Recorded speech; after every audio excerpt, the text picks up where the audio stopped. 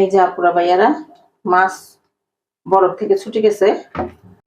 রুই মাছ রান্না করব ফুলকপি আলু দিয়ে, আর মিষ্টি কুমড় ভর্তা করব।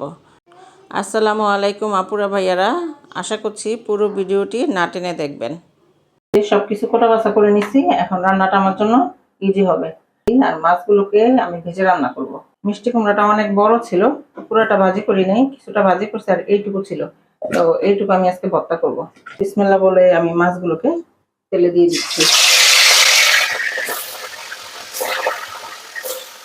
5-7 মিনিট এই মিষ্টি কুমড়োগুলোকে আমি সিদ্ধ করে নিয়েছি। এখন চেক করে দেখছি বন্ধুরা, দেখতেই পাচ্ছেন মিষ্টি কুমড়োগুলো কিন্তু খুব সুন্দর সিদ্ধ হয়ে গিয়েছে। আর তাছাড়া মিষ্টি কুমড়া নরম সবজি, এটা সিদ্ধ হতে তেমন বেশি সময় লাগে না। এখন এই যে সবজিগুলো কেটে রেখেছিলাম দিয়ে দিলাম।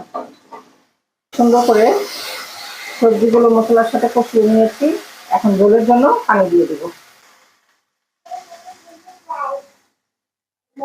এই যে মিষ্টি কুমড়াগুলো নিয়ে নিচ্ছি। এখন এগুলোকে এই যে এরকম করে একটু মেখে নেব।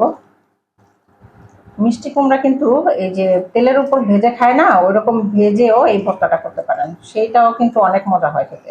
এই তো তৈরি হয়ে গেল মজাদার ভর্তা।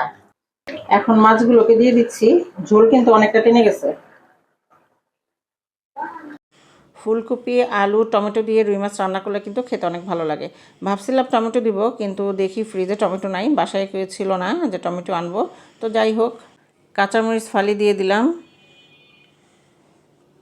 দিয়ে দিচ্ছি ভাজা জিরা গুঁড়া, আর দিয়ে দিচ্ছি ধনিয়া পাতা কুচি। এই যে রান্না কমপ্লিট, দেখুন তরকারি কালারটা কেমন হয়েছে। তো এই ছিল আজকে দুপুরে রান্না বান্না। ভিডিওটি কেমন লাগলো কমেন্ট করে জানাবেন। সবাইকে আল্লাহ হাফেজ।